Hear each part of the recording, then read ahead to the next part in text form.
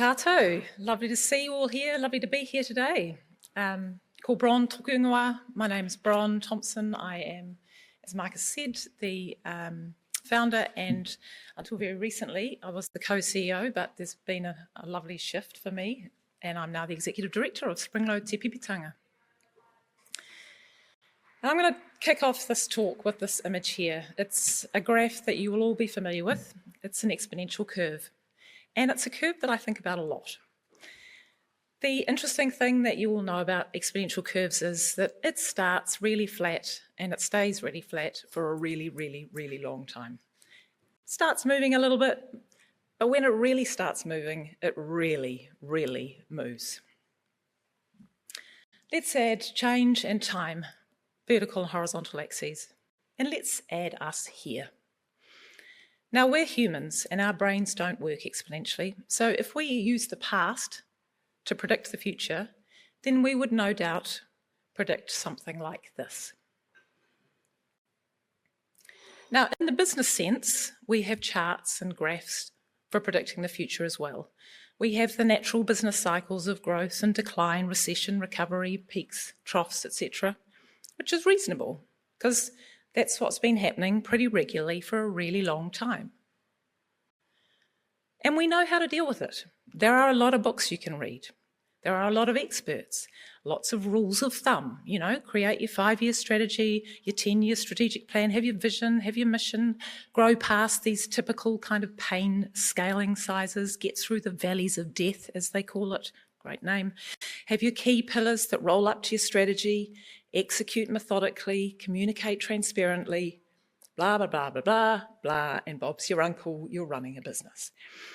And I'm being a little bit flippant because it's actually not that easy, but your business will go through the standard roller coaster of highs and lows, but by and large, we know how to play the game, and there's a lot of guidance out there on how to play it.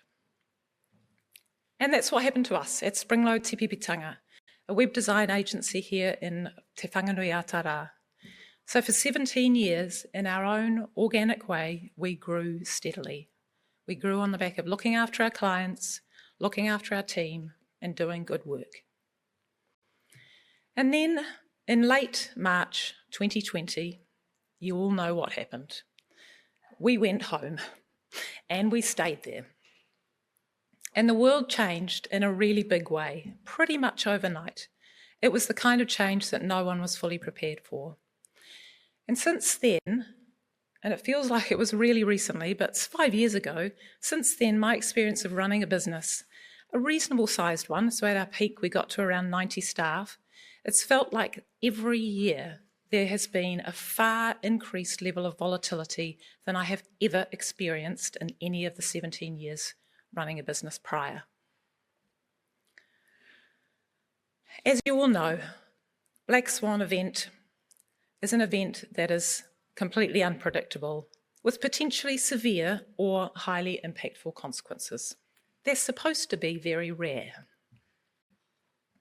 We've got another term called a grey rhino, something that's quite unexpected but not beyond the realms of possibility, also meant to be fairly rare. COVID was a black swan event. And every year since then, thank you AI, it's felt like there have been maybe not black swans, but grey rhinos just running rampant, dealing with things that maybe have happened before but are now happening at such an extreme level or in such extreme ways that the normal rules of dealing with them don't work anymore. And the question I keep rolling around in my head is, how do you run a business when you literally cannot predict the future? 2020, COVID changed everything. So, aside from being an existential threat of the existential threat of humanity being wiped out, massive impacts of various parts of the world being locked down, international trade stopping and borders being closed and lots and lots and lots of people dying, even just the shift to working from home, which that little change seems really small in comparison, that had a major impact on the way we did business. Not only for us, but our clients at the time, and all at different rates. So navigating that was really challenging. And And not just us, but everyone in the workforce is still navigating the ongoing effects of that change today. The act of working in primarily remote or even partially remote capacity changes the culture of your team fundamentally. It changes the vibe. It changes the way you communicate. It changes the way you share knowledge. It changes your time management, because you can't just tap someone on the shoulder for a quick chat anymore, because you don't know what they're doing. They might be in a meeting, they might be asleep, who knows? So you have to book them into your calendar. Calendar management is a nightmare. It changes the way you support the more junior members of your team, who in a normal environment would be learning by osmosis. They would be sitting next to you, shadowing you, and watching everything. And also, when you're not physically next to people as much, it changes your own mental and physical well-being. How do you support a business that revolves around charging for hours worked by a whole lot of individuals who are suddenly not as mentally or as physically resilient as they were before? Well-being budgets went through the roof, which continued and in fact got worse in 2021, which I call the year of the great sickness. Because suddenly we didn't need to stay at home anymore when we had COVID. We didn't need to lock down for 7 days. And so COVID spread through the community. It spread through our team, our clients' teams, and in a professional services business where revenue is directly tied to billable hours, the impact was severe. Our rates of sickness were off the charts, and so were our clients. Projects stalled, so did our income. Meanwhile, with borders still closed, the housing market ballooned. Global tech companies are aggressively recruiting New Zealand talent because there's also a crazy tech bubble going on, with a whole lot of VCs flush with a whole lot of cash spending up large. Just for 1 year, though, we watched salary expectations rocket upwards as people with, relatively little experience were being poached into quite senior roles with salaries we simply couldn't match. One of my lovely team, he met with me to say that he'd taken another job and he was really sorry about it, but he said, I can see my friends on this gravy train and I just need to be part of it. Our salary costs increased dramatically, and at the same time, the market out there, the rates that we were charging, the market wasn't prepared to accept rate increases. So our margins were being squeezed from both sides. 2022, the great resignation, the great exodus.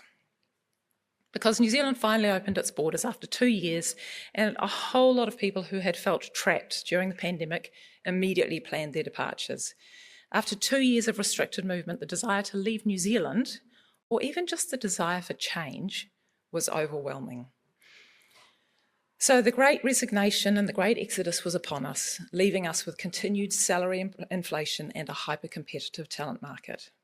And then the housing market that had gone off the charts crashed, and interest rates climbed. And many of our team found themselves struggling to service mortgages that they couldn't really do anymore. They wanted pay rises. So now I'm starting to think this whole professional services business model just doesn't seem to be working anymore. 2023, the election, you all know what happened. This election, we've been around for a long time. This election was not our first election, but it certainly was different to previous elections for us. Our portfolio of work at the time was over half, over 50%. And almost overnight, it simply evaporated.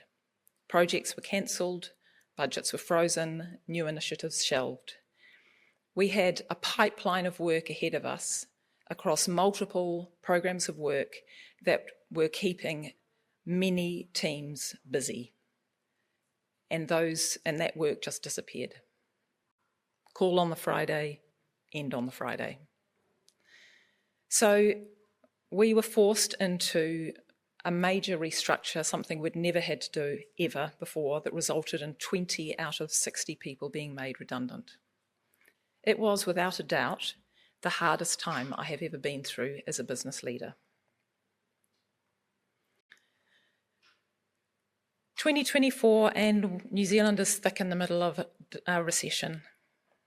Companies, well-known brands, large, small, doesn't matter how long they've been around, they were downsizing or closing entirely, and it's still happening.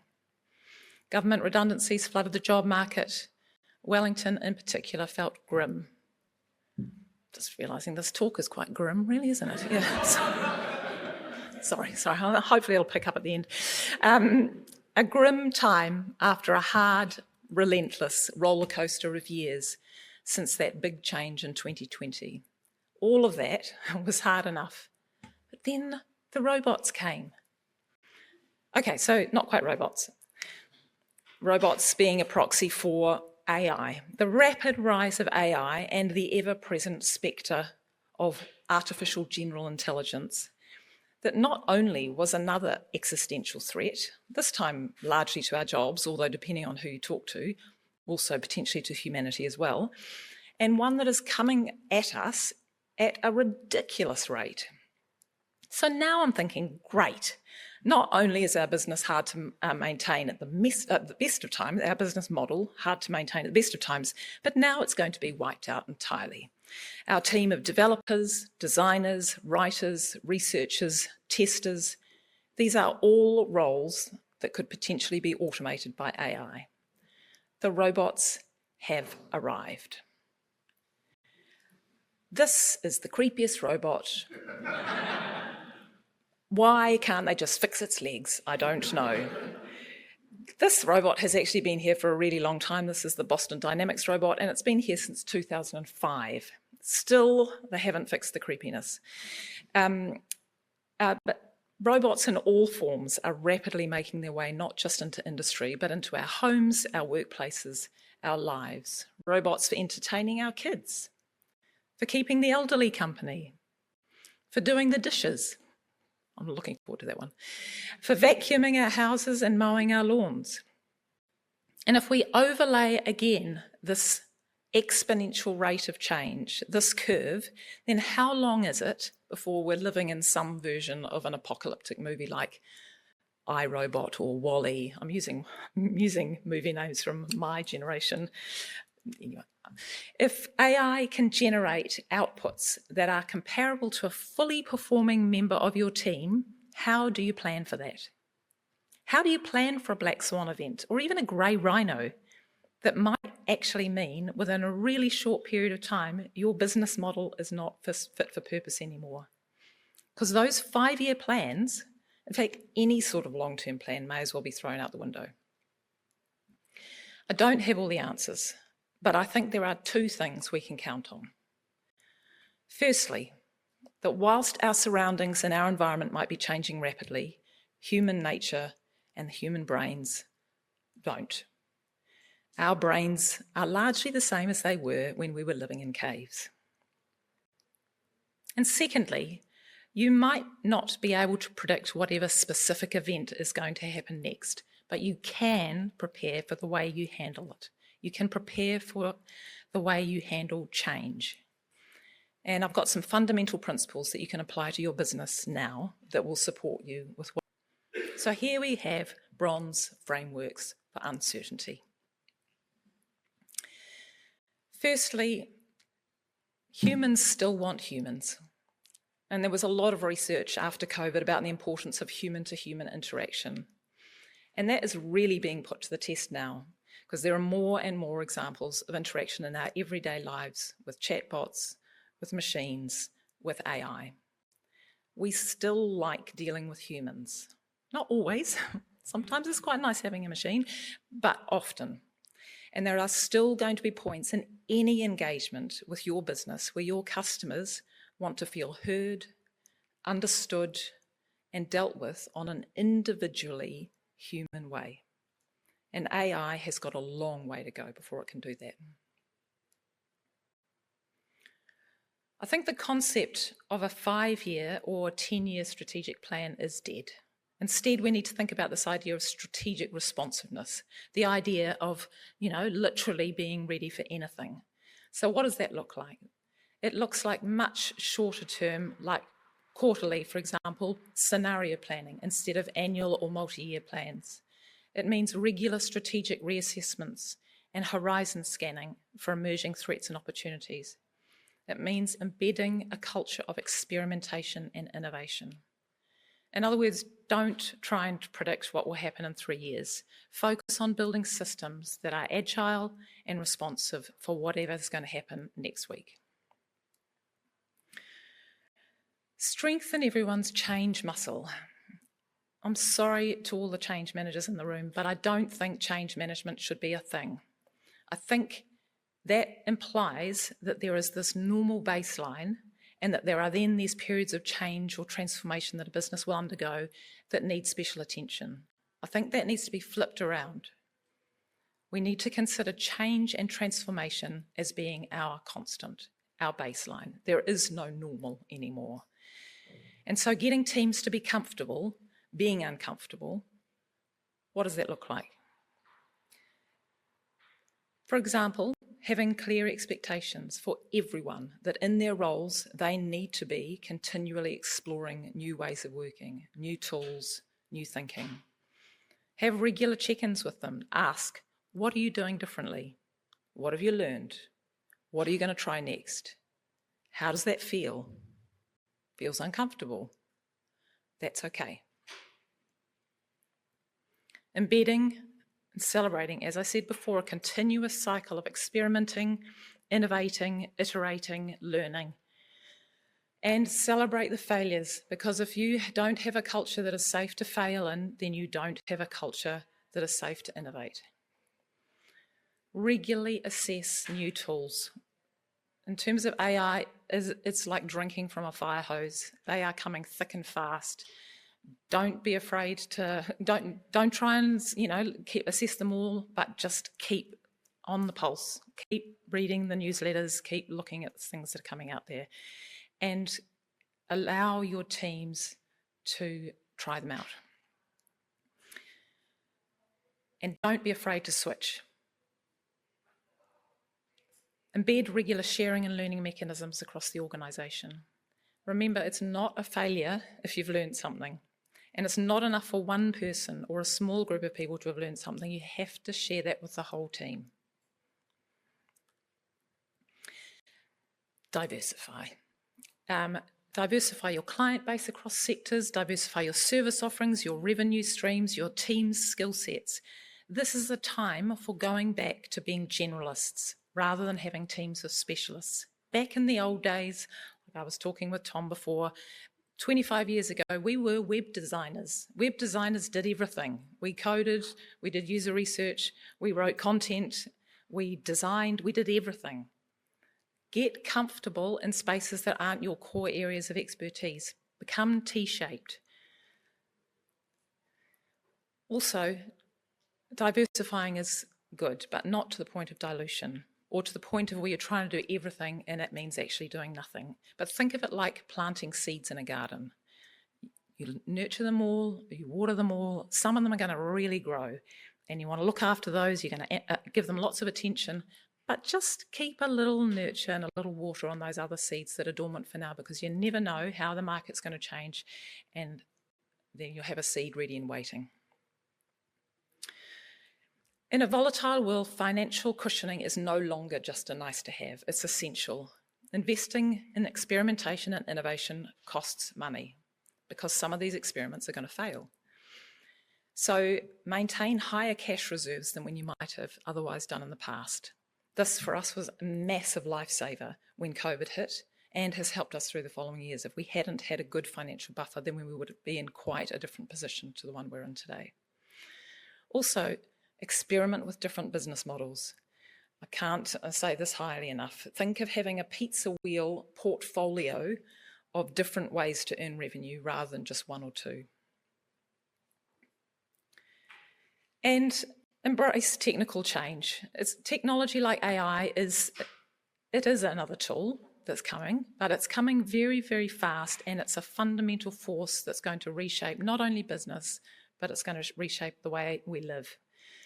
Don't ask how it can improve your current processes by 10%. Ask how it might completely transform your industry in 2 to 3 years, maybe even less.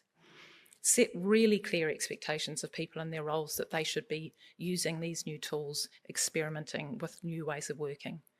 Bring it out into the open, share it all, make everyone's voice heard to ensure that no one can hide in the background.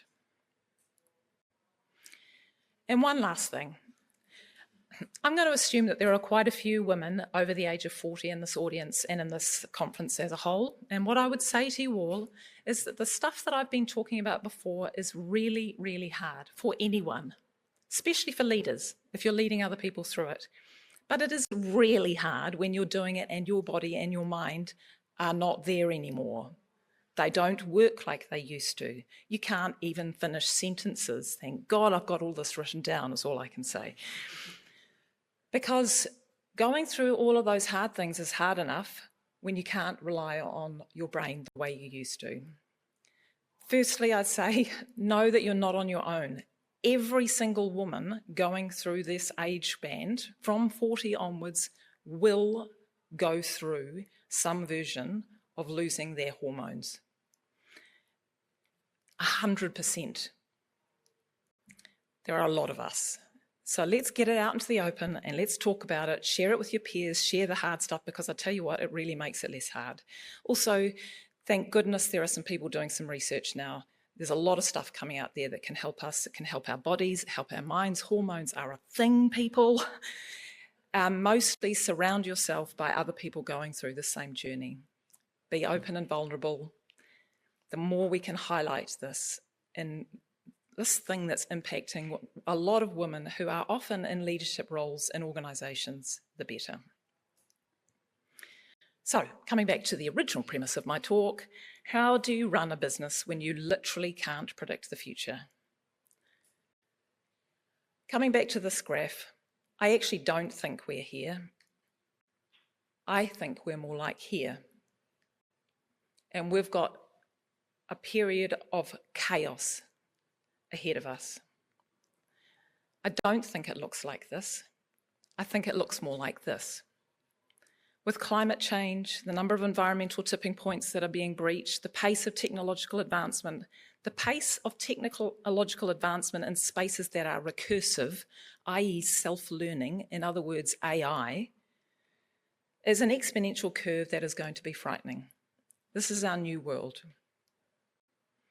So I believe we need to fundamentally reframe how we think about business success, from growth metrics to adaptation metrics, from stability to anti-fragility, from best practices to next practices, and from fixed identities to fluid capabilities. The organisations that will thrive won't be the ones with the most resources or the most stable markets. They will be the ones most capable of continuous reinvention. Thank you.